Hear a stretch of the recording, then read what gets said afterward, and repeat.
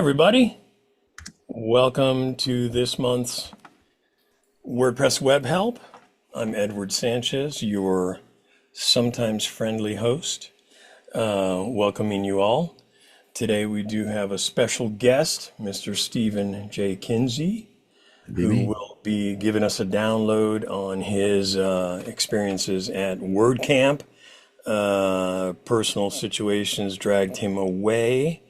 Fortunately, we do have a second attendee with us, David Shargle, who we're added, right? we're going to pull you onto the carpet to help him out with Maybe. Friday happenings and such. So Maybe.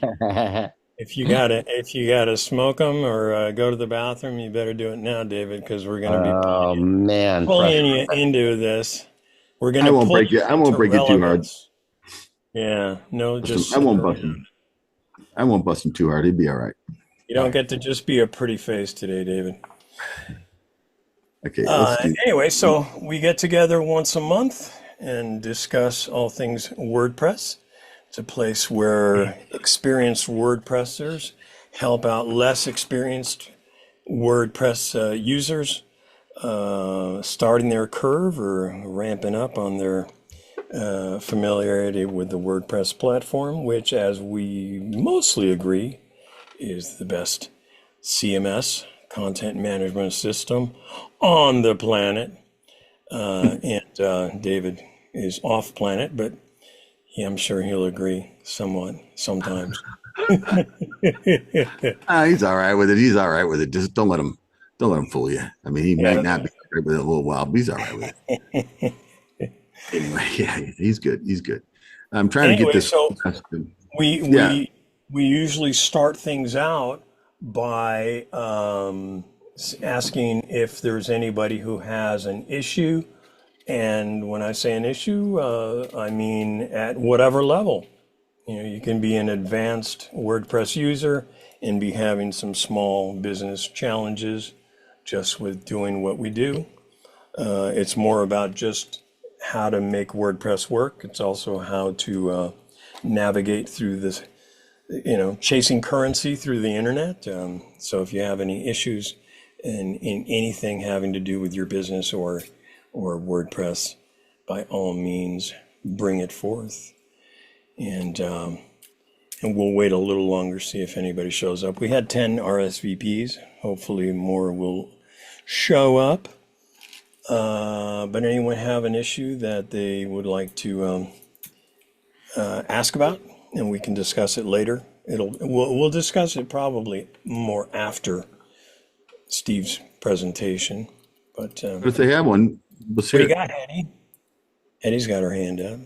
I always have too many questions, but I kind of have maybe what's a simple question.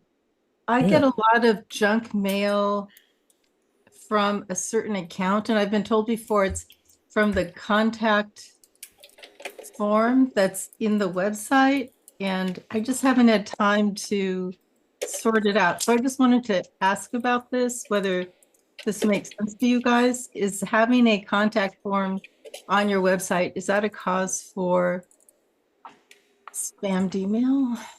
I don't know. That's phrased. Anybody want to field that one? What was exactly you were saying? She's having issues with spam through her contact form. Oh, with your contact form, are you using CleanTalk? I don't think so. Well, you would know. CleanTalk. Go to CleanTalk and I'll get you the link real quick. And then just install CleanTalk, and that'll clean it up tremendously. And then do you have any what did you use a builder to build your website? Did I use a builder? Yeah, I bought this is actually a site that I built a long time ago. All my sites are either a site that I actually need to whip into shape, and it's actually a real site for a real business, and that's my own startup. And then I have about 10 other sites that I built for family members that are really just kind of vanity sites. They wanted to have a site for some reason or another, almost no traffic, but people just wanted sites. And All I right. went in recently and I've come in and I've said, oh, I have sites in Wix and Squarespace and all of this. And I actually went into SiteGround and I looked and I realized that they're all WordPress sites. And I mean, and Okay. Mike, you've heard me go, oh, I just have these sites. Well, I actually have a lot more than that. I just sort of kind of forgot. And this is a site that I built for my sister who is a linguist, and she's developed this test, and they were selling the site. Mostly it was like a function site. They were selling the test, sell, one version of their test, and it was about $1,200. And then that was that. And I kind of forgot about it. And I get a fair amount of junk mail that looks like it's from this site, which kind of freaked me out. And I was thinking, is this site spamming other people? And somebody said, no, it's the contact forms. You're spamming yourself. So I just kind of ignored it all this time because honestly, I just didn't know enough. I mean, I didn't even know how to phrase the question to this group. That's the level at which I work. But Well, I just want to, so mostly the site doesn't have to be perfect. It doesn't have to be great. It's my host is SiteGround, and I just have, it looks like I have about 11 sites, and this is just one of them.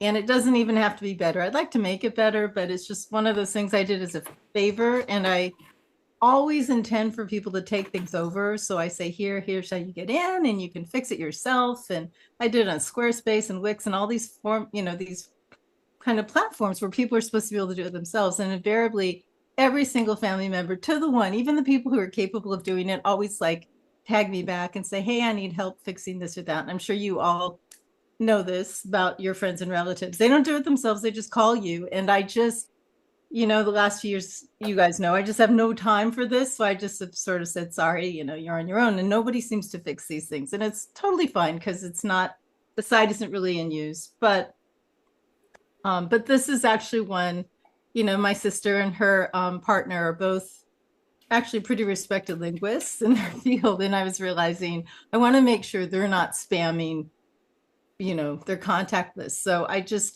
don't quite know how to ask the question. And maybe it's a moot point. Maybe it's just me, and because I am the listed contact from this contact form, and pretty much I think I need to fix it. I need to just put an email address in there and say, if you have questions, contact my sister. And there is a form in here, and I think you guys don't see it, but it exists in a lower page. And I can weigh in on that, absolutely. Thank you. Because several. I mean, you kind of raised several issues that I can resonate with, that I relate to. My path was a little different. By the time I came to WordPress, I already had what would that be, like 11, 13 years building websites in the, say, conventional space using Dreamweaver at the time. And when I was introduced, kind of kicking and screaming, to WordPress by a very successful marketing mentor of mine, a guy who makes 5 figures a month without lifting a finger from the income he has built through the work he's performed. He told me, he introduced me to the platform, and I was building, I resisted getting into it. Anyway, long story short, I ended up going to WordPress.com and building a number of sites and blogs over there, including, my initial tutoring in WordPress was through lynda.com, which is now LinkedIn Learning. And they had, back in 2009, they had very robust classes on WordPress, and it was very useful. But I did them not for consumption of anyone. It was my first commercial site actually transpired when I was visiting a website as a customer. And back then, the name of the game was getting HTML sites into WordPress and offering the benefits of a CMS and the empowerment, being able to take a client from having to pay somebody for anything. You want to change your phone number, you got to pay somebody, and they're going to have a minimum hourly, likely as not if they're smart, to just change your phone number. And so for me, it was all about, initially it was about doing that, but I ran across a website that was so horrific. I had no intention of, I wasn't, I hadn't made the decision in my head, okay, I'm going to start selling WordPress sites. But this one was so bad that I knew at the level I was at that I could easily take the guy's content and make something 500, 700, 800% better than what he was offering, because it was just truly ugly. And I couldn't see how anybody would possibly, and it was a quasi e-commerce site. He wasn't actually fulfilling orders on site, but it was just so horrible. And then another issue that you bring up, which I would say the ability to say no. Because when you have website development skills, everybody and their granny, including your granny, will come to you and figure, well, I know him, he'll do this for free. And as you've already discovered, that's fraught with with frustration and time suck and disappointments of whether or not they will fulfill their half of the collaborative agreement.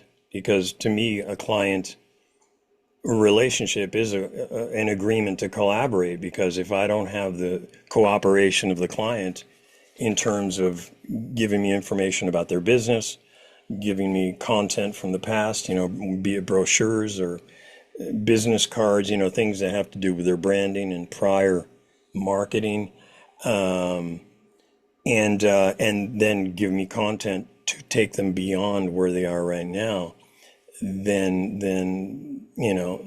that's on them. But if you're just doing bro deals for friends and family all the time, well, it's fine. And actually, you see what it results on me. That's on me, and I actually need no advice about that. It's not even about you. It's about that's pretty normal. But I raised my hand. No, What's and that? I raised my hand to do it for family members because I love them and they need to. But I've kind of learned that you can't step back. That's all. So I guess That's the thing. I launched into that to explain that you guys are going to go, okay, log in, and then you're going to look at what I did. And I know none of it's defensible. So that was what my preamble was I'm not defending how I did it. And most of these, I don't even remember how I did it. Show us. Okay. Well, Okay. I mean, look, I mean, it's nothing to be embarrassed of.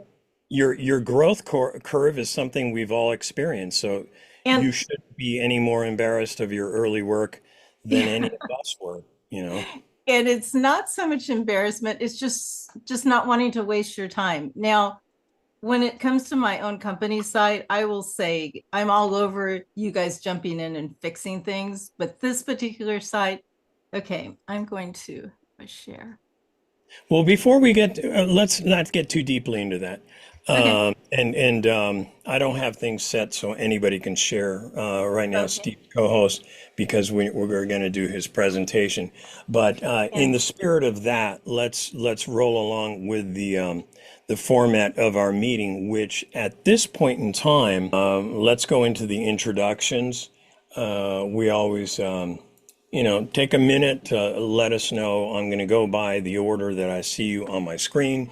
We go through, who you are, where you are in the world, what it is you do, what brings you here today, any ideas that you might have for our group moving forward, and also your biggest WordPress or business challenge. I just put them in the chat. And Steve is first on my grid, but he's our presenter tonight. So I'm going to scoot forward and look to David to take a moment to give us an introduction. As always, I invite you to put your contact information in the chat so that other developers and potential clients can also get hold of you. So David, you want to take a minute and tell us who the heck you are, where you are, and all that. You're muted, Dave. I am in Portland, Oregon, United Uh-huh. States. I have to say that because I go to international WordPress meetups. Cool. Portland, Oregon, United States. And I am, I So don't going know, to WordCamp was probably a fairly easy commute for you. it was really nice. 2 years in a row. And I was just talking to somebody about there now. The next WordCamp is Phoenix, Arizona in August, which 2 years of that, I think, right? Isn't that how it works? That's They, what they're they saying. do it in the same city for 2 years at a time? Yeah. Mhm. Okay. So anyway, that's going to be challenging. I don't know if I'm going to go, but Oh, Sounds come expensive on. to me. Seriously? to see you, Stephen, okay? Yeah, come on, man. And so anyway, what am I doing here? I don't know. I go to meetups on occasion, and I saw the illustrious Dr. Kinsey in the house there, so figured I'd join in. Stephen and I are both cross mentoring each other on a journey of AI in I would say, pretty advanced expert level AI at this point for both of us. And yeah, just here to share, to learn. Yeah, biggest WordPress challenges is maintenance, security, plugin updates, SEO. Same old story. Biggest WordPress challenge. Mhm. Yeah, that's me. Cool. Well, glad to have you here, and glad to have you supporting Steve, letting us know what happened on I Friday. didn't say I was going to support him. I just said that was He doesn't know. He doesn't even know I was going to ask him that stuff. So he's kind of Oh, you got didn't tell him? into that. No. It's all good. It's all Well, good. I'm here. I'm here for the duration. Okay. I'm here. the road to the hot seat around here is surprisingly short today, which brings us to Hetty. Why don't you answer those questions for us? Who, why, I where, you know. Yeah, am give us in. your intro. Hi, my name's Hetty Mouchard. I'm in Irvine, California, Southern California. And I'm here because I'm a newbie to WordPress, even though I've been doing it for years and years, because I do it infrequently enough that I forget everything. But I am mostly here to set up my site for my company. It's a biotech, and we're really strapped for funds. We've been working on grant money lately, and that has been drying up a bit. So we're limping along a little bit. Science is going well. We have labs in Irvine is our main lab, and we also have a lab in Santa Barbara. So that's a little bit more than probably any of you have heard. So mostly I've done a lot of sites with family members, as I said earlier, and I don't really talk about them just because it's this thing on the side, but I really love coming here, and I appreciate just soaking in all the information. And I always find that I learn something, and I don't realize I'm learning it until later on I bump into this information. I think, oh yeah, that's what those guys were talking about. So happy to be here. Thank you. Well, with 11 WordPress sites, I think that sets you apart from the typical WordPress neophyte, shall we say. All right, which brings us to Neville. Neville, good to have you here. Why don't you introduce yourself? Yeah, hi everybody. I'm Neville Miller. I am located in sunny Santa Clarita Valley in California, and I had the opportunity to attend WordCamp last week, and it was my first attendance at WordPress WordCamp, and it was a great experience. I learned a lot, and it was great to see so many people who I interact with on the various meetups in person.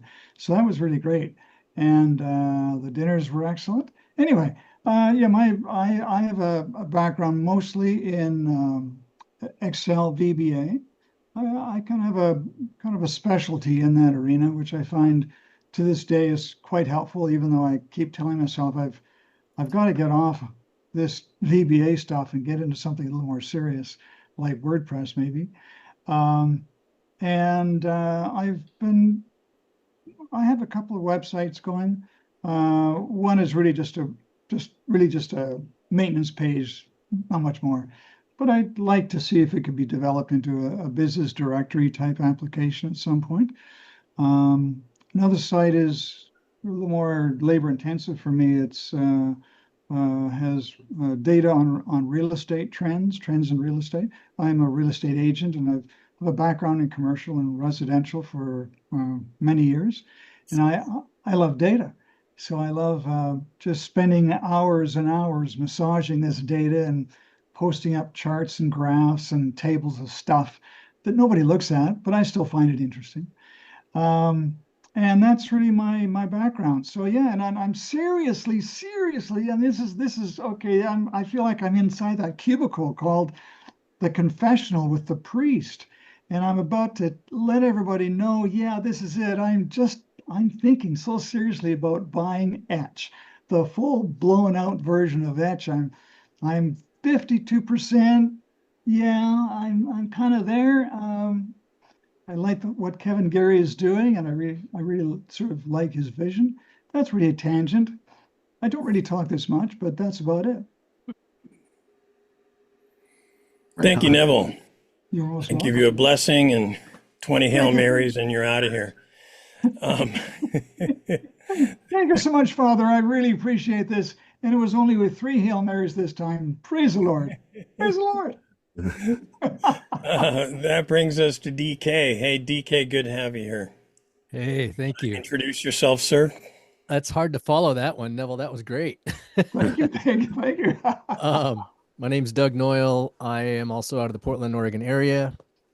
I co-host WordPress Help Desk Meetup with David Shargill, which if you haven't heard, we've been on the second Saturday mornings, and now we're switching to, fourth Monday evenings at 6 p.m. Yep, exactly. Watch out for that. So anyway, I've been involved with WordPress since somewhere in the vicinity of 2015. Helped organize a couple of Portland WordCamps. Saw everybody at the last two, and I've been freelancing ever since then. I have a background in tech most of my life, usually more surrounding database administration, and like any responsible tech person also has the dumpster fire of, we can't do this. We think you can do it. Here, you do it type of stuff. So about 2015, I jumped out of that world and back into websites and found WordPress and haven't looked back, and I've been enjoying it. Well, let's see. Did I answer all the questions? Where, what? If I have any ideas for moving forward, I'll let you know. And biggest WordPress challenge. Let me think about that one. There's a few of them. Have you been to this group before, DK? Once, quite a while ago. Okay. Well, good to have you back. Thank you. All right, thank you.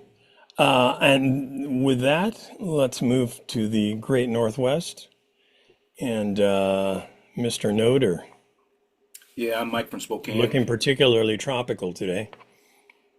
The weather's been very tropical here for the Northwest.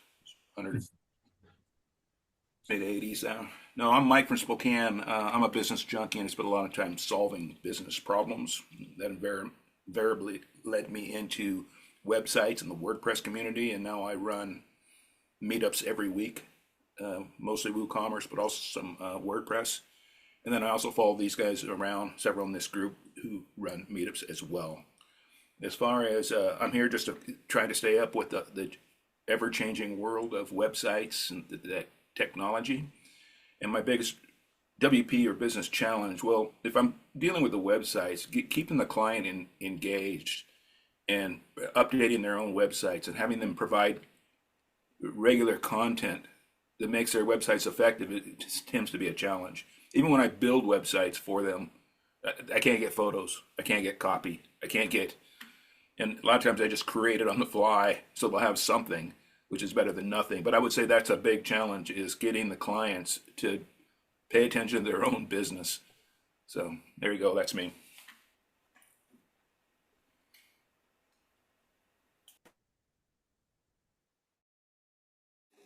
All right. Well, thank you, Michael. That does leave me, and I am Edward Sanchez. I am here in sunny San Diego in Southern California. I've been building websites since the late 90s, specializing in WordPress since 2009 or so. 2009, 2010, I can never remember. My company is called Brass Ring Web Design. I find that what makes me different, I do specialize in working with small businesses, which oftentimes are, their focus is less on why they're building a website and just the simple fact of building a website. I do maintain that 80% of the websites out there are ineffective to the goals of the business, which is where I put a lot of focus. So I spend a lot of time on the needs analysis and the marketing analysis, putting together a marketing plan, including, I have what I call my hub and spokes model, where the website's the hub of the marketing, but you got to have spokes, email marketing, social media, even print and ads, of course. So I have resources for all of those and team members that specialize in various aspects of those spokes to make sure that, my clients have a marketing scheme, not just a pretty looking website. And so that's me. Did I put my contact information in the, I was telling Steve that my chat went away. Yeah, I did. And speaking of Steve, I'll stop my share and bring you to the star of our show, Professor Stephen J. Kinsey out of San Bernardino, who's here to talk to us about his experience at WordCamp US 2025, this past week held in Portland, Oregon. And take it away, Steve. Unmute yourself, please, sir.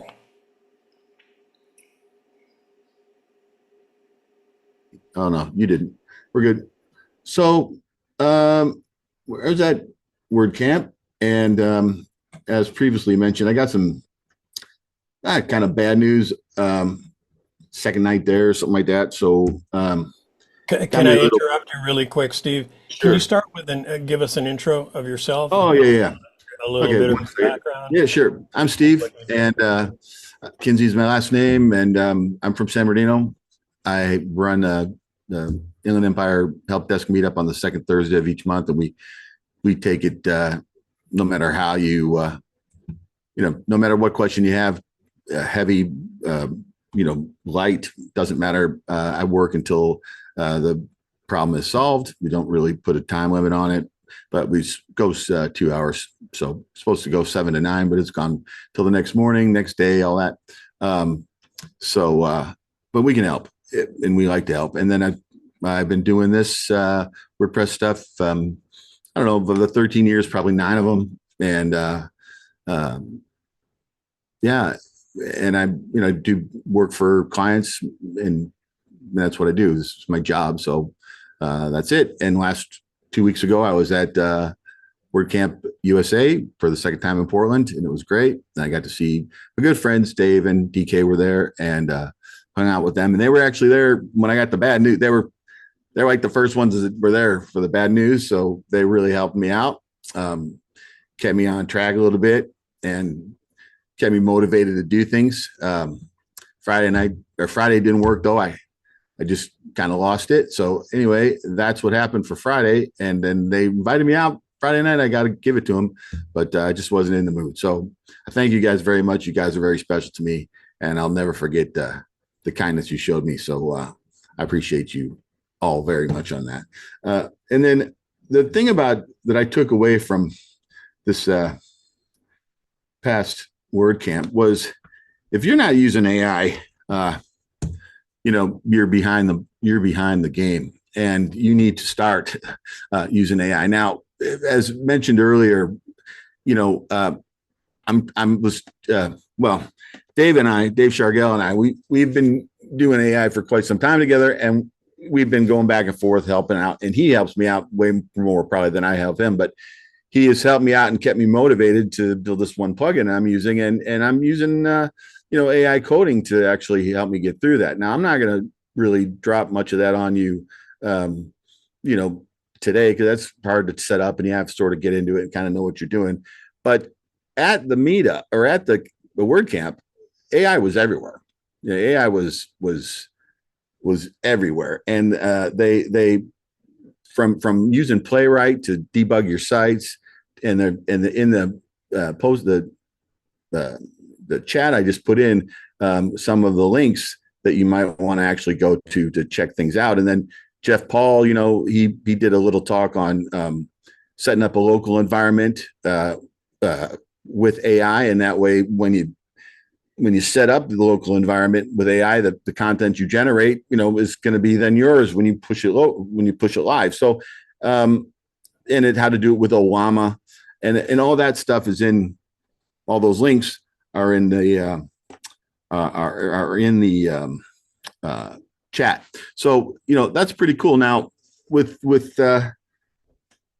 people saying that they don't like AI and it gives you false information and things like that. I found that to be true when I didn't have a paid subscription. Now, I don't know anybody else's experience with that really, but they're called AI hallucinations. You may have heard people talk about AI hallucinations. You may have heard people tell you to stay away from AI because it can make mistakes. And AI notices all the time will say, check it to make sure there's not a mistake. That's right. You should test it. You should check it to make a mistake. And if you're doing it in a local environment, then just run it, just show it and see. If you're doing it in a live environment, well, that might not be the best situation for you. So there's solutions to all these issues where they say AI is no good, AI will make mistakes, yada, yada. I don't get many mistakes at all anymore, but I have a license. And I've been in this other online group about AI professionals, something I saw them, got turned on to him by a local guy. And, I'll go and listen. And I was listening for a minute, but they want all the work to go to Go High Level platform. And since I don't use Go High Level, and when I've tried to use Go High Level, and Dave's shaking his head, don't do it. I've tried it in the past, and it's don't do it. I agree with Dave wholeheartedly on that. And so I kind of balked on that platform. However, in the talking that they did, the guy that was kind of doing the sales pitch to become one of his AI coaches or whatever, he said, the same thing I say. If you're using the free version, expect more issues than if you use the paid. And I found that looking back, because I've been using it for basically since it's been offered. That's true. Since I've been paying a subscription to OpenAI, ChatGPT thing, I've never really had much hallucinations.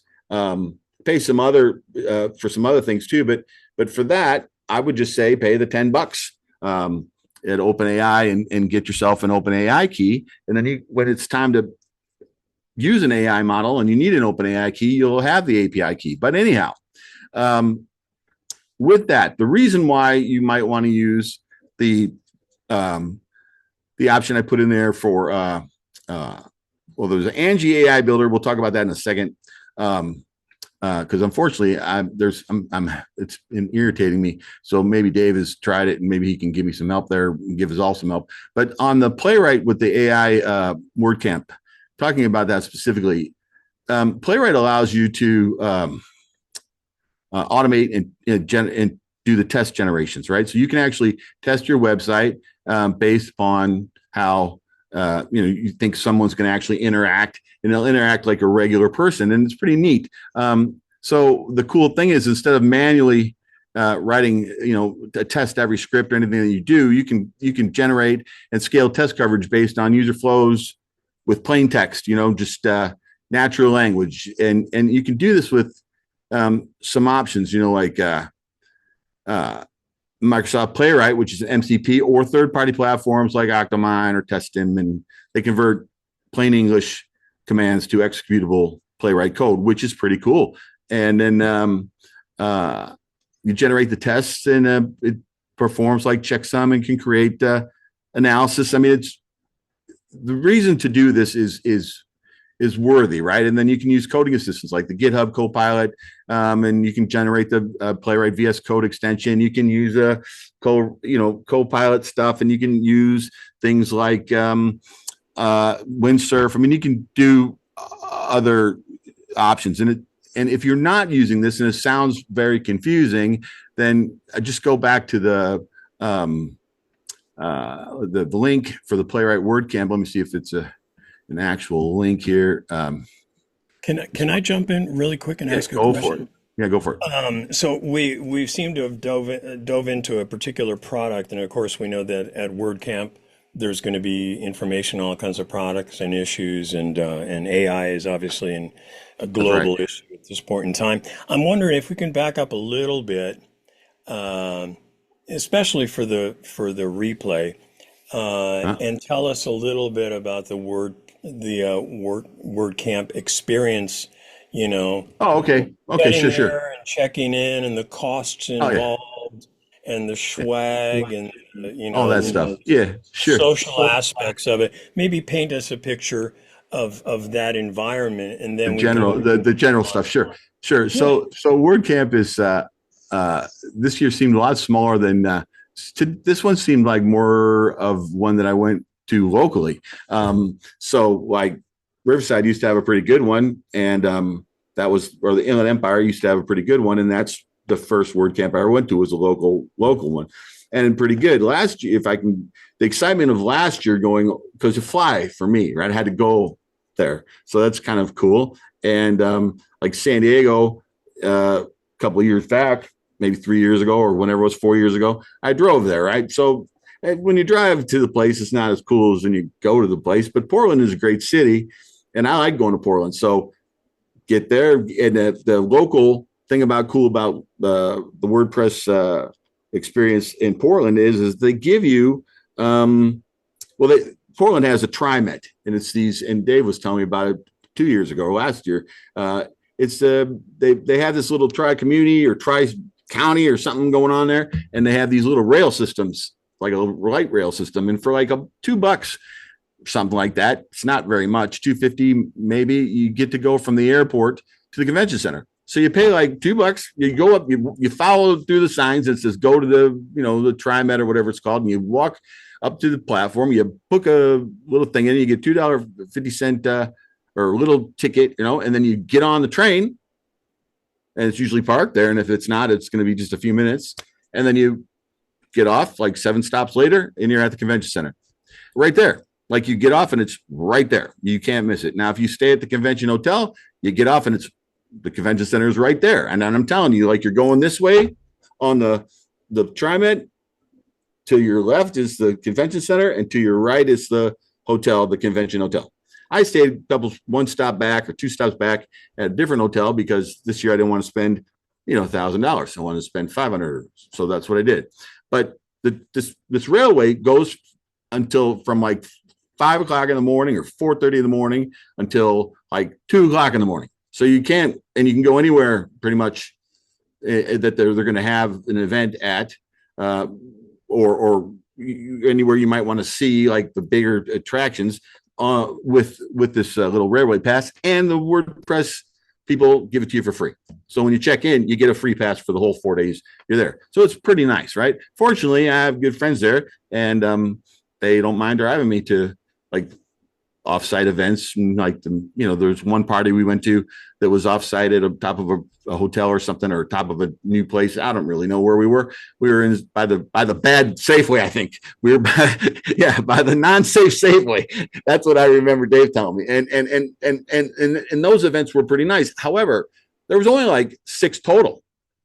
Like maybe 5. I don't know. There wasn't very many offsite events or scheduled events for the evenings. Now, there was enough to keep me busy, because one was a nice dinner, and then we went to this other, the other party, and that was nice, and really cool. What'd you say, Mike? Mike's Oh, got a I was going to question. ask you about those offsite events, but I can wait till you're done with your comment there. I just want to. Oh, okay, well, the offsite events, go ahead. Well, first of all, is the unsafe Safeway the one near Portland State there? Is that the unsafe Safeway or? I want to point out something for a second here. Mike lives about a 12-hour drive and a 3-hour flight away from Portland, and he knows about the scary Safeway. There you go. I gotta ask, what makes it scary? It's in the Leave hood. it to your imagination. That's all. It's in the hood, man. It's in the hood, and there's a lot of very colorful people colorful. people. Yeah. hanging out there. Downtown and that. So hey, the event that I'm really interested in was the WooCommerce event. If you were able to go to that one. I didn't go to the WooCommerce event. Dave, did you go to that one? I did go to that one, yeah. And DK, I think DK was there also. Yeah, actually, no, you did go to the WooCommerce event. No, I'm sorry, take it back. There's so many. I split for a wedding. That's the one I missed. Got it. So no, WooCommerce event was on the first day, and it's these types of after hours events are usually very social. They're not presentation oriented. There was one event that I know Steve went to and I went to, and I saw a bunch of other people there. And I mean, I'm not exaggerating. This is like 120-ish people, and 80 of them were screaming at the top of their lungs doing karaoke. Yeah, Steve knows what I'm talking about there. So it's a complete social event. A lot of these things, That was the Elementor one, Dave. that was the Elementor one. Just a little bit of trivia here for those of you who don't know. Karaoke is actually Japanese for I'm drunk and I'm willing to sing. Oh my God! Just, you didn't know that. The people, if I can chime in here, Steve, the reason to go to a WordCamp is you just kind of like want to get better at WordPress or know what's going on in WordPress. And then there's different things that are attractive to content creators. There's different things that are for website builders at different levels. There's tracks that are oriented towards developers, and almost all the AI stuff was on the developer side. But the real stuff at WordCamp happens outside the sessions.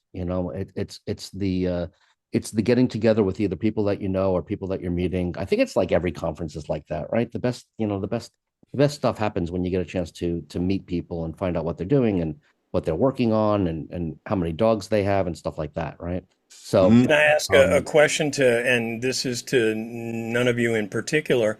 Do you have a theory, or did you hear some theories as to why this year paled in comparison to 2024?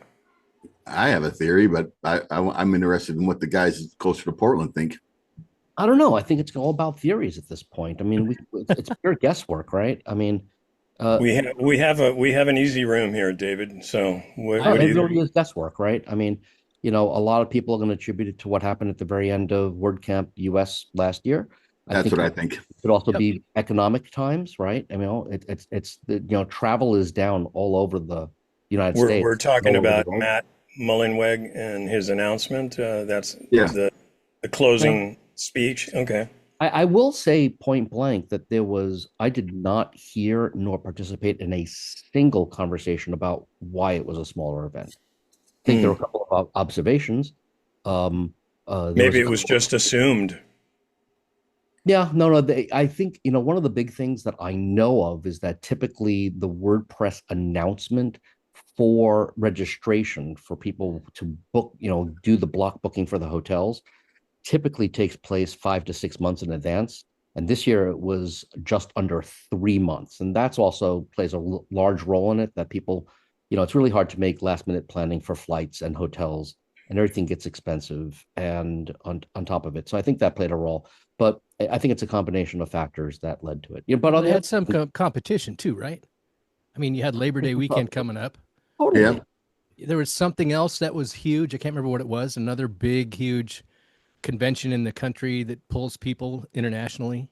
Yeah. I can't remember what it was, but And plus, on top of it, people didn't want to come because the naked bicycle ride happened the week before. So, I mean, why Excuse come me? to Portland if you don't get a chance to do the naked bicycle ride? Oh, Google it. It's okay. Don't think I won't. Yeah, okay. But it is also Portland, one of two cities I know that have the slogan "Keep blank weird." So I accept. Yeah. All right. Anyway, Steve, sorry. No, Continue. no, no. So the getting around Portland that they do really nice. As far as the settings go, the Portland Convention Center, I mean, you can't really beat it because, well, What did I mean, you I've pay never for been to registration? something. What did Well, you I've pay never for registration? $100. I mean, that alone is pretty amazing for Yeah, it yeah, is and I amazing. You know, it's subsidized by Automatic to a large extent, and the sponsors, right? I mean, you know, that's super duper cheap for a conference, like crazy, absolutely. right? Yeah, and, that's and a lot so of so they do a good job when it comes to that. And then the with the size of the crowd, both years, even though 2 years ago was a little more crowded than this year, the rooms are plenty big enough. I mean, I mean, it was 1,000 degrees outside in Portland this past year. This past week. I mean, the humidity must have been like Michigan humidity. I don't really know, and it was so blazing hot. But the inside of the rooms, they kept it nicely temperature controlled, and it was good enough. Some people probably could have worn a sweater or sweatshirt or something. And it was cool. Yeah, they're And, practicing for Phoenix next year is what they're doing. yeah. so getting you prepared for next year, right? It's going to be warm. But I was on the phone to Phoenix today. It was 101 degrees, and that's actually my parents. We got a condo in Phoenix, which is nice. I won't have to have a hotel room, and then all that, and I can drive there. But the deal is it's going to be bloody hot if they're going back in August. There, that's ridiculous. It's the hottest month of the year. I would offer that there's going to be a crap ton of people that are going to experience some kind of relief. We just went through WordCamp US for this, for the first time since the big rigmarole. Yeah. The previous year. There's a lot of people that kind of didn't know what to expect. There's still a large segment of people that are going, man, is WordPress going to make it? They're still asking. Oh, yeah, question. yeah. And so those people that get to hear that, yeah, it was successfully pulled off, although a little abbreviated. We had a much smaller crowd, and I think they probably put a lot less effort, less resources than they would have. I don't think there was as many people organizing it. It's what it felt like to me. It wasn't bad, but like you've heard a couple of times, it felt like a regular WordCamp, like a LA WordCamp or a Portland WordCamp or a Seattle WordCamp. It's what it felt like. Where the previous year, it felt bigger. And if nothing else, the excitement that you could feel from other people just being there. But I think that next year, regardless of being in Phoenix, there's going to be people that are, after this year, are going to feel it's okay. I'm going to go. Things are going to turn out a little bit better than I was wondering. And so they're going to take part. And I think it's going to ramp back up. Hey, Edward from Brass Ring Web Design, popping in for a sec to tell you how we can help your DIY website project by making your website effective, not just pretty. At Brass Ring, we take a big picture approach to digital marketing, building a strong foundation that drives long-term growth. We use our hub and spoke traffic model. Yes, of course, we design high-performing WordPress websites that serve as your central marketing hub. We also coordinate traffic to it from key platforms like email marketing, SEO, social media, and ads. We align every aspect of your digital presence for lasting success. More than just ad managers. Mike is very politely raising his virtual hand. What's up, Mike? Well, on that particular issue about, didn't WordCamp restrict a number of sponsors this year? They wouldn't let people advertise. They wouldn't let them. And that's going to have a rippling effect because some of those were pretty big players in the space, but because of the rigmarole, it was. Who got ixnayed? Oh, I don't remember, but I did read an article that they were. I don't know if it was who was explaining that to me, but there was a number of them that were not allowed to sponsor or have booths. Or well, on that note, guess who was there in full force? 20 people. WP Engine. Yep. Yeah. Well, maybe they reverse course on that. But if they did, go ahead. I'm just laughing. Go ahead. I was just Googled this because I didn't have any idea what you guys were talking about. And I wrote, what happened at 2024 WordCamp? And it said Automatic laid off 159 employees as a result of legal action from WP Engine. from last Without year. we've definitely talked about it in the past, and you can look at previous replays. But bottom line is, and correct me if I'm wrong, anybody, this represented a real kind of a paradigm moment for those who have been accustomed to a more hippie style mindset in the WordPress world. So there was a lot of divisive potential, which I do think led to a fair amount of Chicken Little responses. So hopefully, what I'm hoping is, and Yuma is certainly closer for me, I can drive there by next year. And by the way, do they typically give you guys the opportunity to feedback? I mean, do they have like reader response cards, that sort of thing, where you can give ideas for how they can improve? Well, it's kind of disappointing. But anyway, hopefully I have no doubt that in the next number of months they'll have a lot of feedback on what was wrong and what was right about this year, and they might. It's also important to note similar. By the way, the size of the people who were the sponsors and doing the booths was proportionately smaller than last year, right? So I just want to offer up. It was smaller, but it didn't feel like it fit the size of the crowd, right? And I think there was. I remember towards the end of it, there was 1,034. That was the magic number. 1,034 registrations. By the way, this is public. There's a website. Do you know what last year was? 1,400, which is the same as Manila this past year. Manila, Asia they were expecting 4,000 people and they only registered 1,400. So it's hard to know. And that's WordCamp Asia. Right now, listen, they're doing Mumbai in June. Is it June? April or June, one of the two. And Mumbai, they're expecting 4,000 people to that. WordCamp is huge in India.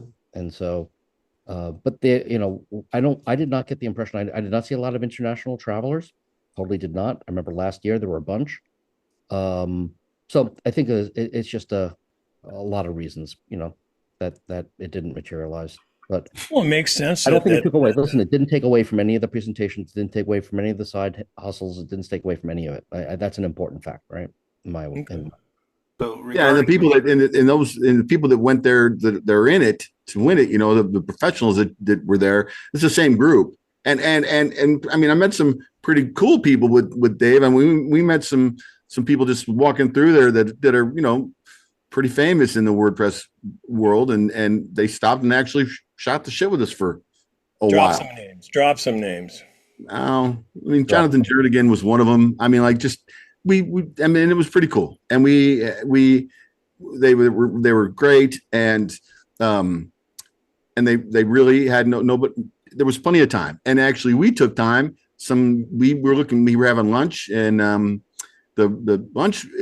Portland's lunches are always pretty good to me. I don't think they're bad at all. Some people complain, but I think the reps are great, and they did it last year too. And then a Voodoo Donut truck was in there. For free. Okay. And I grabbed a shit ton of donuts. I probably ate like 12 of them. Like I was a donut eating fool that day. And that was really good. And I asked how much. The guy was like, they're free. I was like, what? He goes, yeah, we weren't having a very good crowd. And so WordPress covered that. So if that's something, if that's automatic and that has to do, and the big person that I got to meet was, actually I was sitting there in developer day with the core group, and Matt walked up, as in the Matt, and he's like, "Hey, how's it going?" I'm like, "Good. I'm Steve." He's like, "I'm Matt." I know who you are, dude. And so like, it's the first time I met him face to face. I don't think my opinion of him has changed, but he actually took the time to shake my hand and do that stuff, which is pretty cool. I like people that don't have an attitude. When it comes to that stuff, I like it when they're down to earth and they shoot the crap with you. And he did. He shot the crap with me, Samansky, and a couple other people. And we sat there for a minute talking, and it was really nice. And the ones that Dave and I met, they did the same thing. No one had an attitude this year. It was really cool. I think that's probably more the norm than not in the WordPress community. I don't think there's a lot of egos in this community. But in any community there kind of is, it can be kind of cliquey, but yeah. And so I think DK, what were you gonna say, bud? I was going to say, just a side note, Voodoo Donuts is like Bluehost. It's good marketing that you just can't get rid of. Oh yeah, you guys don't like it? Oh, No, there's I've stood in line for those things and then paid a whole lot more than free. there's a lot better donut places than Voodoo Donuts. It's just good marketing. Oh well, I'm a donut guy, so it doesn't really matter to me. I loved it, so I was Well, I'm about a it. marketing guy, so if you can sell Well, there you go. So then Voodoo's good. Oh, Voodoo's good for you. Edward, I want to drop a name here. One of the highlights of the event for me, you know, Mark Szymanski, the YouTuber. Yep. Yeah. Okay. So I think a lot of people watches YouTube. He's recently been on a, you know, make one short a day kind of thing. So I'm at one of the dinners. I think it was the hosting.com. Hosting.com is the company that acquired rocket.net. We're at the dinner, and as dinner is wrapping up, Neville is sitting there having a long conversation with Mark Szymanski, and we walk away. We're heading over to the car, and I said to Neville, I said, you know, he's famous, right? He's like, what? Huh? Who was that? What was that? Who was I just speaking to? What? It's really nice. You know, people here are down to earth, right? You know, and everyone is Yeah, down it's to true. earth. That's an important thing, right? They're all just people, right? Yeah, Mark's been part of this a Yeah. couple Yeah. times. Hey, Yeah. comes to WooCommerce, Woo Wednesday. Yeah. And he's a good cat. Yeah, and he is a good guy. Mhm. You So can he's ask a question, always- Mike. Sorry, I think I interrupted your question there. No, I Yeah. just wanted to follow up earlier. Edward was asking about feedback, and I think the idea about comment cards would be a good idea. But pretty much every presentation has a Q&A, and even Matt Mullenweg, after his, he did a Q&A, rather short, but you know, he took a bunch of questions from the crowd. Although the lawsuit was off the table, because I did watch his keynote speak. That's probably just prudence, you know. I mean, Yeah, because the rest of us, Probably. we don't want to. We didn't come there to hear more about that shit. yeah, we don't want Right. to veer the Unless vibe it's of over, the thing. Yep. unless it's settled. Well, Well, look what having the end of the event, the closing comments, what it did to this entire year. So makes sense. Yeah. Anyway, But as he said, back to you, no one Steve. came to do that shit though. Like no one wanted to hear that shit. So Good. we Good. we were there last year, you know, like we did, like if you were there last year, you heard all the drama. There's no reason to go back. Like, Well, let's come see if on. we can leave it in the rear mirror and see if lessons are learned and you know, relationships are healed. Yeah. But anyway, let's get back to what you wanted to talk to us about. Okay. So there's again, AI, if you AI was permeating, right? Like if you've been, you know, any close to paying attention to what's been going on, you know, AI has been revolutionizing how you can build, how you can do, you know, it takes people from, you know, have no idea what to do. And then with the right tools, you can actually just tell it what you want to do, like in regular text. And suddenly you can have an app or you can have a website developed, you know, to your specifications. And it's I mean, maybe a little challenging to set up, but once you get it set up, it's really not that challenging. You do have to pay attention to what you're building. And like I said earlier, if you have a subscription, you'll get less, better tools. You'll have less hallucinations, AI hallucinations, when it just kind of goes off. And there are ways to, you know, minimize that by, you know, resetting your tools and all that. But that's beyond what was presented at WordCamp. At WordCamp, what was presented was things like using Playwright and using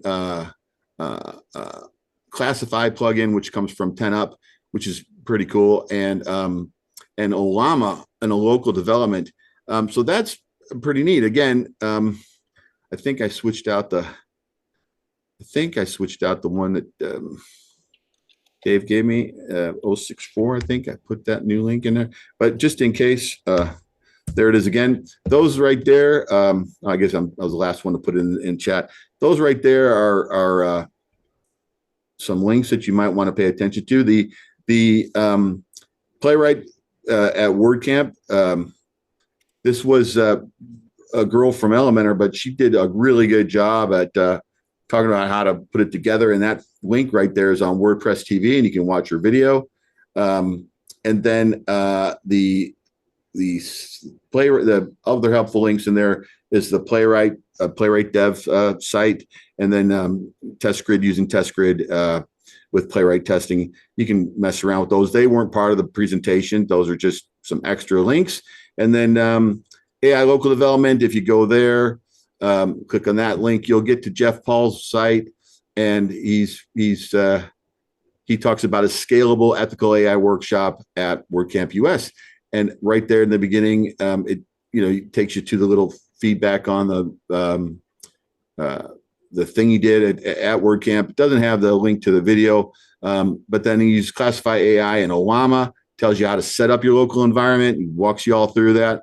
I won't bother you with showing you how to do all that, but it's there, right? And you know now that it's working, and this is sort of, to me, this is sort of like validation of this, right? Like people, I hear so often that, do you use AI on your sites? Not if I can help it.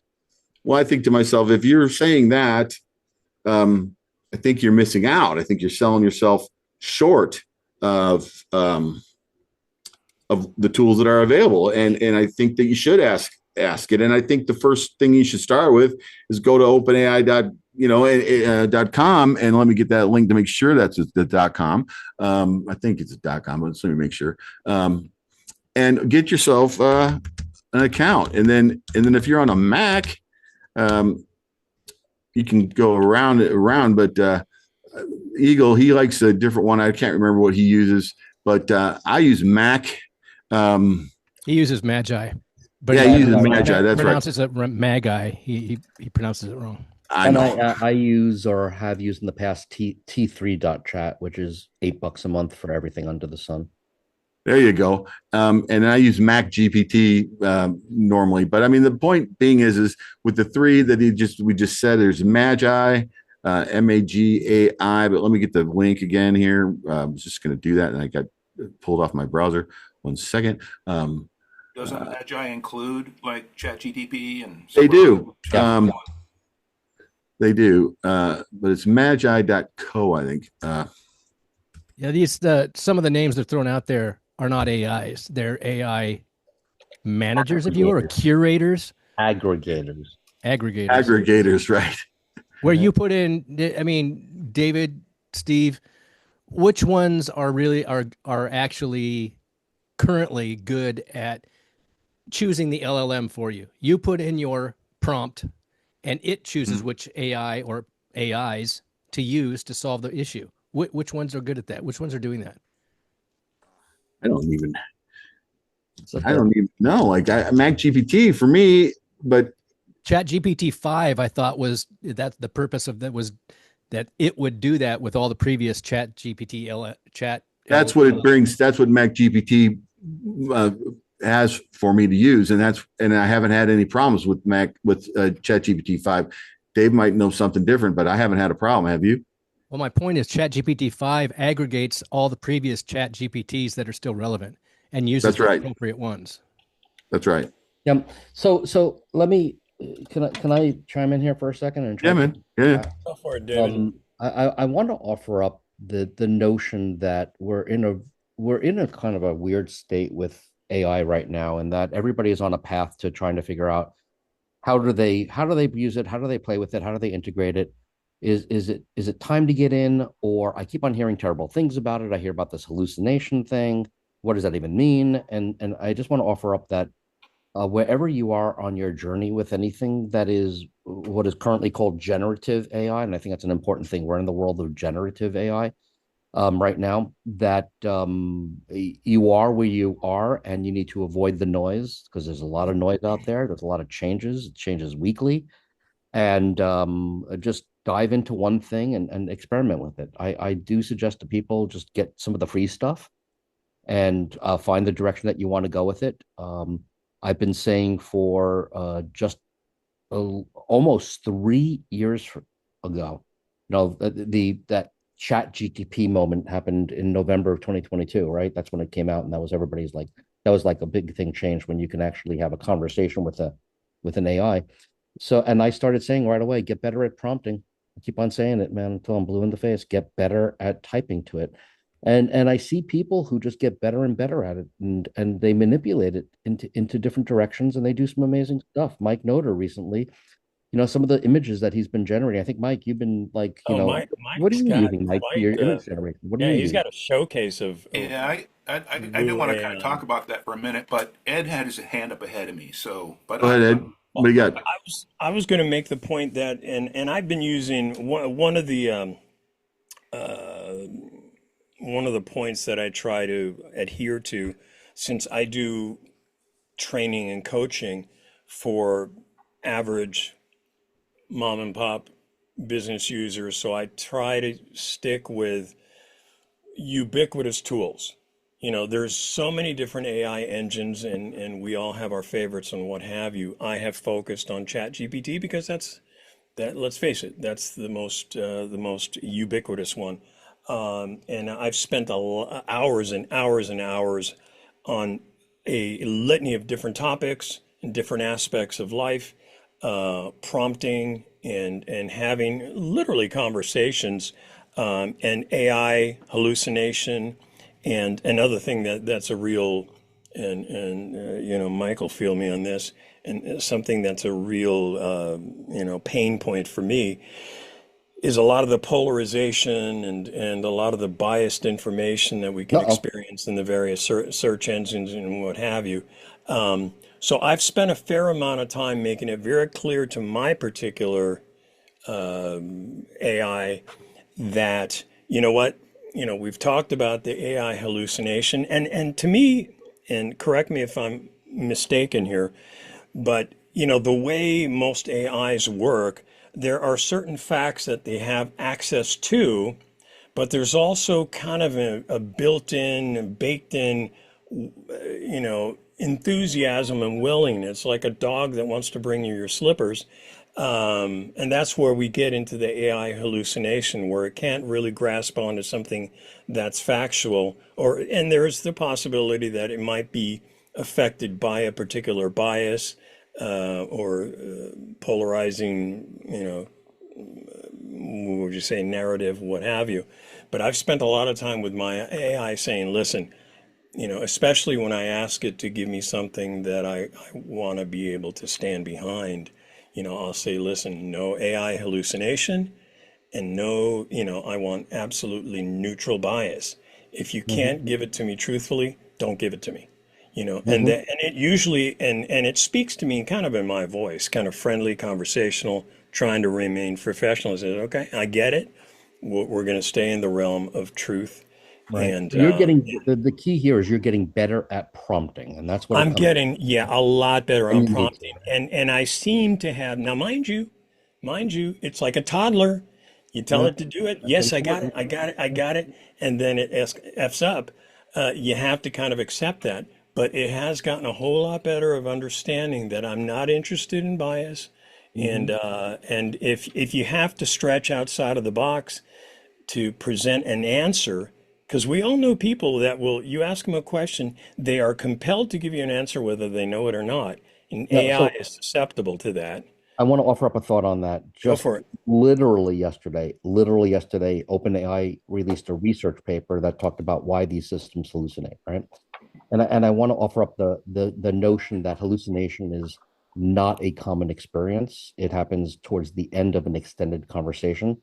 The longer you're chatting with a particular AI system, the more likely it is to hallucinate, right? And so, if you think about it, Are you referring within an individual chat or just within overall? the longer your chat, the significantly more likely it is to hallucinate on a magnitude of order that increases right around the 15-minute mark, depending on how fast you can type. Massive hallucinations that occur. And the reason that I'm summarizing the paper, but the paper oversimplified says that the reason is because, like you were saying to a large extent, Ed, is they just want to give you an answer. They Yep. really, really want to give you an answer, and Yeah. don't like saying I don't know. They're not programmed to say I don't know, and I think that's where people get to the point. But just to abstract this concept, these current point where we are in technology is These are just really, really super duper fancy autocompletes. We all experience this on our iPhone or Android keyboards. When you type a word, then you get three choices, right? And you know what I mean? And whenever those choices are just like completely wrong, we don't say they hallucinate. We don't say that. But when it comes to an AI, we say that, right? But these systems are really, really super conditioned to prompting, right? If I go into an AI and I type in 7 years ago, hour, I hit the tab button, it says, our fathers brought forth in this continent a new nation, conceived in liberty, and it finishes it really, really well. But if I muck up on that initial prompt, if I say, 13 score and 6 days ago, it's going to fill in something completely different, and that's not really a hallucination. That's Give you the lyrics to Louie Louie or something. Yeah. it's what AI researchers call eagerness. These things are Yeah. eager to give you an answer. That's what I'm saying. In my head, I'm seeing a Labrador who's just eager to please, Mhm. and sometimes dumber than a box of rocks. If I But can, that makes total sense that it's the longer you stay in it, because I have noticed because it's a lot of it is about finding a happy medium between not accepting the first thing it gives you and tweaking too much. And I think that's what you're referring to there, David. Because No, I if we think you go, can.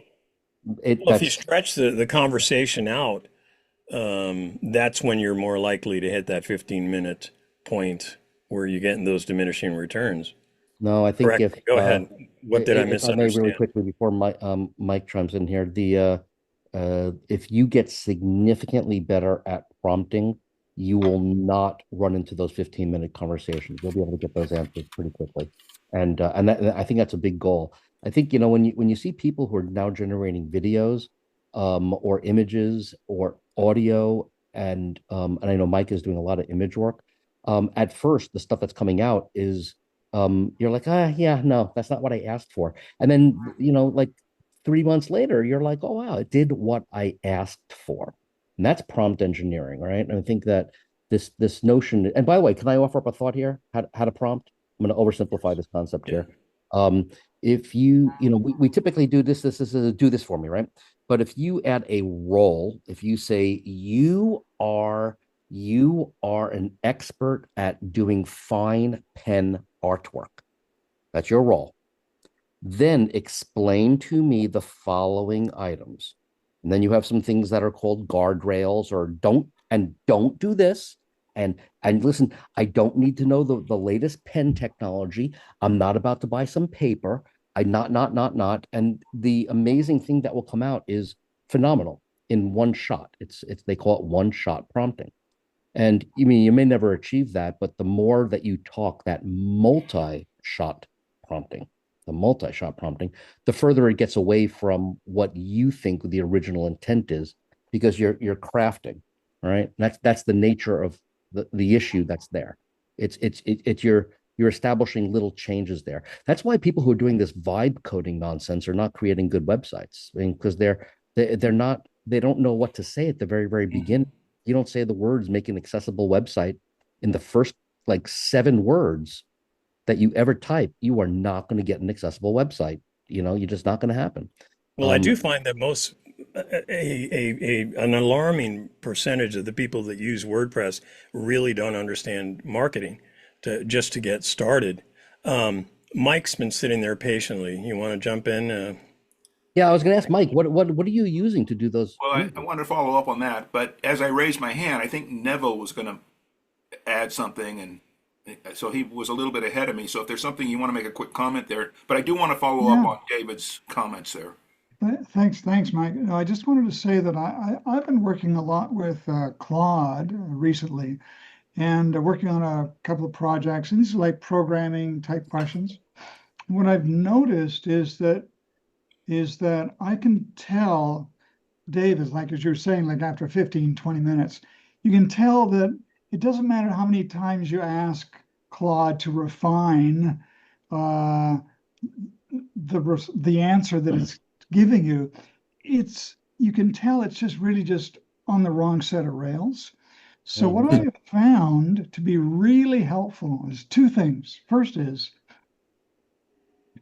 I then go over to ChatGPT and I'll pose the identical original question.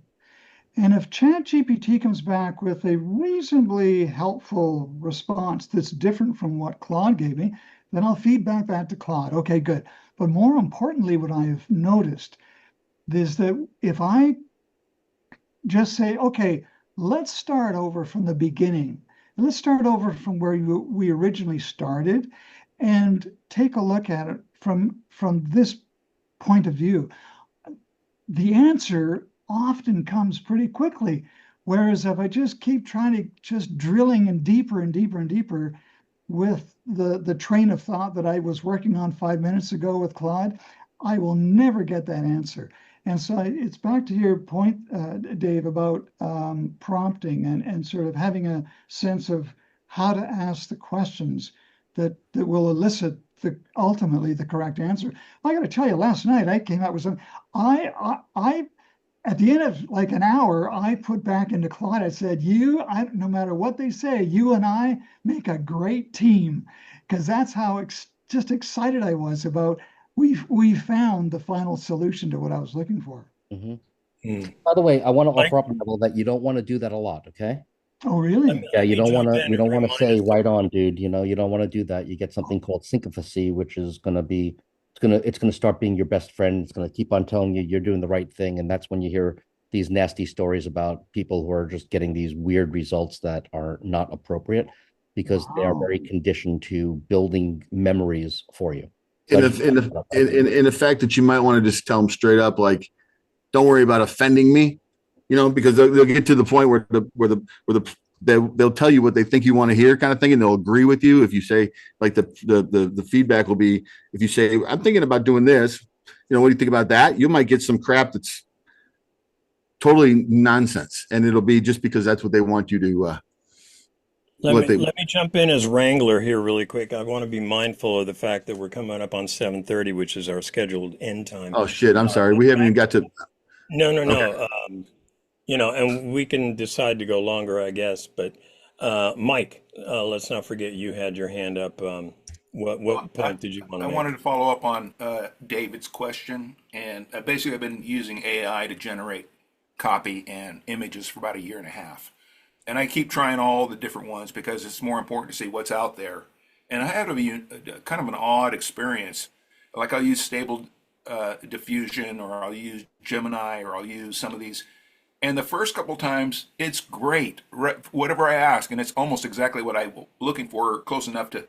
But the more I use it, it degrades. Now, I'm using Gemini right now. Yeah, those are Gemini, those top two. I don't know about the third one there, but those are all AI generated images. What suddenly happened with Gemini, because I have 4 Google Workspace accounts, and Gemini's in there. So I started, I'm gonna use Gemini, check all this out, right? Suddenly they're giving me Canvas images. Oh yeah. And I used Canvas before, and it wasn't really working out AI wise. I had to kind of move on to something else. Well, now Gemini, which was doing a pretty good job, is giving me Canvas generated images, and they're full of errors. They can't even spell WooCommerce right. They can't even spell. And the one I have for Wednesday, I already created it. I did it like 6 times. It was going to be a busy international airport, Woo International Airport, and they still misspelled it. Right. One of the things that I'm leaving it in this week so I can discuss it. But suddenly Gemini is using Canva to generate their images.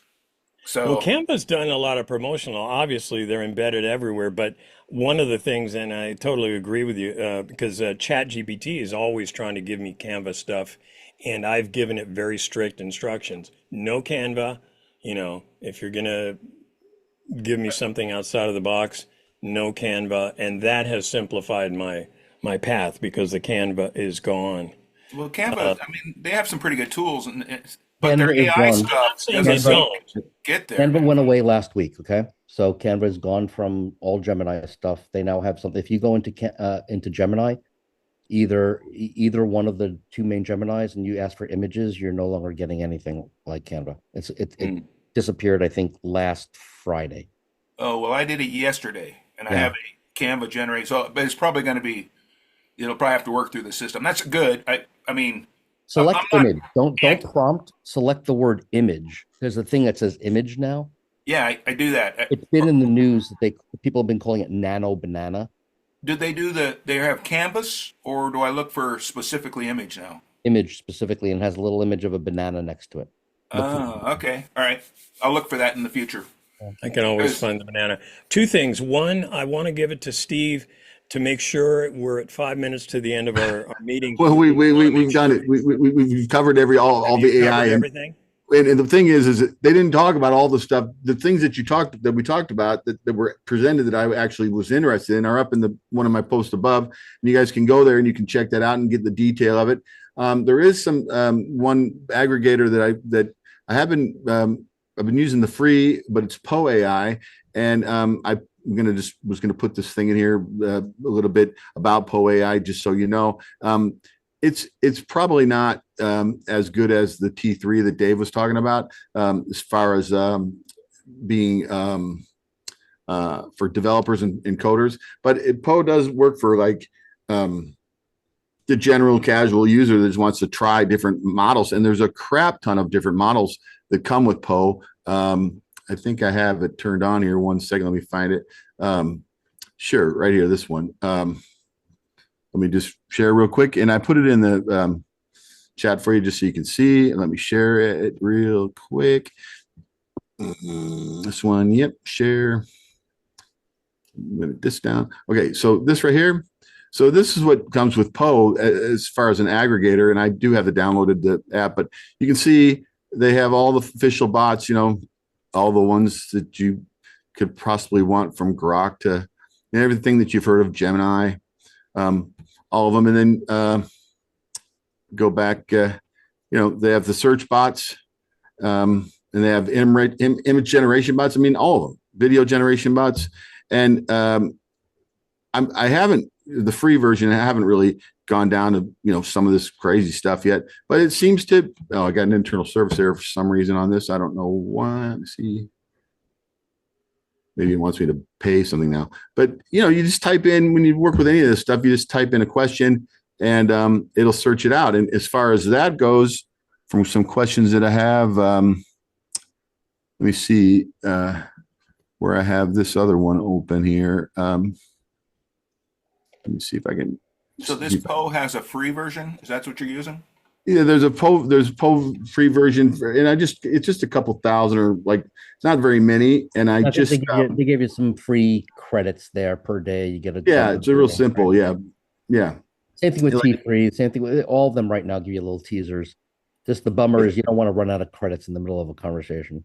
Yeah, that is a problem. And then they'll just have you. I mean, if that happens, you're kind of asked out. But try not to make that happen. I don't know why this other. I make recommendations to people. Just pick one and just pick one. They're all pretty close. You know? Yeah, pretty close to the same. Go with one. You know, once it turns the corner for you, like Mike is, you know, not happy with what's happening with Gemini. 2.5 Flash, and you try 2.5 Pro, and if it doesn't work for you, you know, if you're a Comcast subscriber, you get some free Perplexity Pro for a year, right? And there's no shortage of options. yeah, there's no shortage of options, but don't bounce around, because they really are going to give you like very, very similar answers. It's like, you know, Gemini worked pretty well, but there was that recent Canva infusion thing that kind of tossed me. But there's other tools out there. I just keep experimenting with different ones because I feel like I want to pay attention to it. Just the nature of our industry, and there's always going to be winners and losers, and next year it'll reverse. The field, you know, it keeps changing. And Also, I think remember, we're at the embryonic stage, if you think about it, you know. So Yeah. well, this time last year they were generating 6 fingers for all the people, right? You know, That's right. Yeah, weird shit. Yeah, it was like. So, So let me ask Steve, have you covered what you had hoped to cover? Enough. I mean, here's the story. We covered different than what I was going to tell everybody to do, but I don't know what has happened there. Someone coming in? Oh, Kim's trying to come in. She's coming in late. Hey, Kim, welcome. We're wrapping up, but I'm glad you're here. Anyway, I'll keep the room open. Yeah, we covered different than what I was initially thinking about covering, but probably better for the audience, right? Because I mean, and Dave sort of mentioned it, like pick one, go with it, give it a try, learn it, that's probably why I haven't really messed around. Oh, hey, Mike, DK's asking you for your email. Yeah, I'm trying to figure Well, if I should do. if you have covered that, so let me grab the talking stick from you, Steve, and ask David, because David, we were gonna look to help Friday, fill in yeah. the gaps for what you may not have had a chance to experience on Friday. As we look at, was there anything that jumped out in your experience that you'd like to add? Maybe something from Friday or from another day that was a From WordCamp? really takeaway. Yeah, from WordCamp, Dave. And I would Um, ask Neville, yeah, Yeah, he was there. I would ask, Yes. Yeah, yeah, the most DK amazing thing, and David, let us. I was gonna say the most amazing general purpose tool that was at WordCamp is like a dark horse product called Angie that is going to go by the wayside really quickly because it's from the Elementor people, which is really sad. It's a crazy amazing product. It's not easy. You can't get it running, even though he's giving you links to the downloads. You need to have access to it and credits on it and stuff like that. But Steve and I we're both in agreement. It's a game changer for WordPress for users, right? Not for Why is it developers. going away? Well, it's, Oh, because it's an Elementor product. it's an Elementor product and it's branded with pink, and you have to sign up for the Elementor website in order to get the credits, and just it's bad, right? And I think people already think you need Elementor to get it running, which you don't have to have that. You don't have to have anything of Elementor. It's a standalone plugin, and it lets you query WordPress. It was remarkably impressive. I have it operational, and I've been playing with it for only a day and a half, and it's just I'm running out of credits. How about that? Every time I'm using it, I'm burning credits. Why is it going away? Because It's just because it's a joke, I think he's saying. It's because it's made by Elementor. It's not planned on going away. We're saying it's not going to get any traction because it's made by Elementor people. yeah, That's right. Right, but last week didn't David say that it was independent? It didn't require Elementor, and it was a standalone resource, and it was pretty impressive. And Oh, standalone. that's true. Standalone, yeah. But in order to buy credits, you got to go to elementor.com. In order to download it, you got to go to elementor.com. When you go to install it, everything is pink, like that's the elementor.com. resistance point. Okay, You don't see it. You don't see it splitting off. No, they should have done that at the start. There will be a competitor. There will be a competitor. What they're doing is, they're probably months and months ahead of anybody else that will do something similar. So, and there's no super duper voodoo magic that other coders can't do with it, but they just started on it a long time ago. So, DK, any last minute comments or things we may have overlooked? No, not that I can think of. I think Steve's prime message is on target. Go, Steve. It was AI. I won't say AI heavy because I heard a couple of comments saying people saying I thought there'd be more AI here, but don't forget that you got 2 or 3 tracks, meaning 2 or 3 presentations going on at the same time in 3 different rooms. Right. And you can't take it all in. And so some people just might have missed it, haven't focused on it. Other people did. But the bottom line is whether you think or can't, if you can't imagine how to use AI, go to ChatGPT or Claude or whatever you want, the free one, and start screwing around with it. I just generated an image for the first time I've ever done in Gemini a few seconds ago, and I just emailed it to Mike. And it's all about seeing, like David says, how successful you can be with a prompt. And if you do not feel the drive to do it anyway. You're going to need to do this in the future, even if you're not making websites with it. We're talking about the same continuum that included the Model T, color television. Yes. Any sort of Exactly. technological scary things that came along and people pushed back on. There was always people who were the first one to get their color TV or black and white for that matter. Well said. Then I don't want it. I want to go back because I'm just starting to enjoy my tools that I'm playing with, and I don't want to see them go away. And finally, to me, the advent of etch is kind of a stepping stone. I can keep my fingers in the old world. I can still use the new world to help create it and still manipulate it within etch, or vice versa. Hopefully it'll continue that way. Hopefully Kevin makes some smart decisions in that realm, but you got to do it. If you're in the technical realm anyway, and now's your chance to stay ahead and stay comfortable, whether you realize it or not. Just do it because we told you to. So I have two quick comments. One, Doug, thank you for that image. I'm going to use it probably next week as my featured image. So thank you. And I see you use Gemini, so that looks good. But the thing about this artificial intelligence is it's a misnomer. It's just advanced programming, which is why the prompts are so important, right? And David keeps harping on it, man. It's the quality of your prompts will determine your results. And when you think about your prompts and how descriptive they are, the better your results are. But it's not artificial intelligence. It's just the next level. We all watched our share of movies in the 80s, right? Yeah. Skynet. Skynet, RoboCop, I mean, there's a lot of things to scare us into it, but the fact's a fact. It's here. It's not going away. I get scared about not the consumer usage of this stuff, but the stuff that's behind closed doors and the black box stuff that the government Cuts both ways, right? There's Yeah, a shovel is a tool or a murder weapon, right? I mean, absolutely. Story. Absolutely. I love so that. hey, Doug, thanks again for the image, man. Yeah, you Well, bet. listen, Oh, if I do want to ask him one quick question. yeah, go I ahead. have a little problem that Gemini will not do aspect ratios, like if I do pixels. Have you encountered that too? I don't know if that was just with Canva or Let's you know what see. I'm asking, because I kind of like it to be like about 2900 by about 600 to Can I be share? So did you? Let him share. Let the UK Hang share. on a second. Because I usually have to go to an image compression Go ahead. tool, and then I resize it to get it to fit the way I want. Okay, boom, boom, boom, boom. All right, here's Gemini, and what I did for this, I clicked on here and found create image, like David said. So that's how you do it. I'm not using that. I'm using Canvas. That's Yeah, might that's be the my new problem. thing. It's This that's is. I thought you said you used Gemini, Oh, I do use Gemini, but on Gemini, you can click on within the tools Canvas.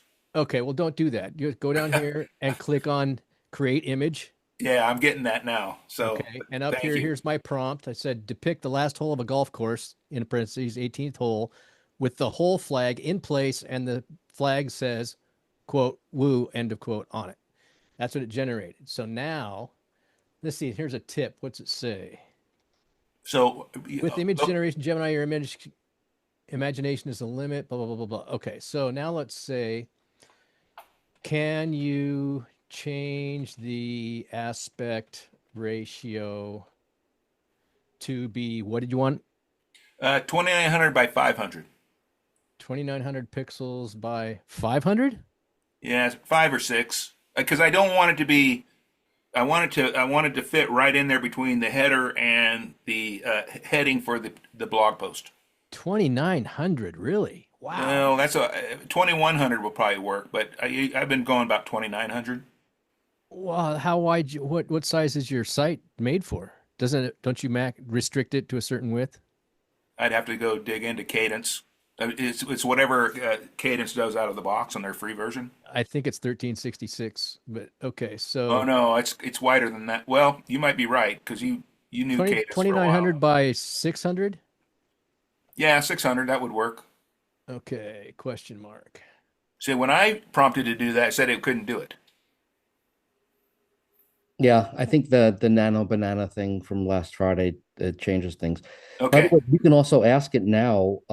Give me a caption, give me a description, and give me a meta tag. Give me an alt tag.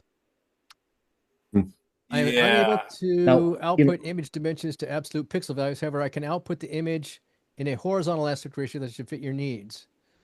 That's a Or different. just say go. Yeah. Yeah. Please do so. Yeah, I got a similar response, but they didn't say that they had an alternative. I think, by the way, if you're looking for really good images that you can super duper control, Mike, look for Adobe Firefly. Yeah, Okay. that's really good.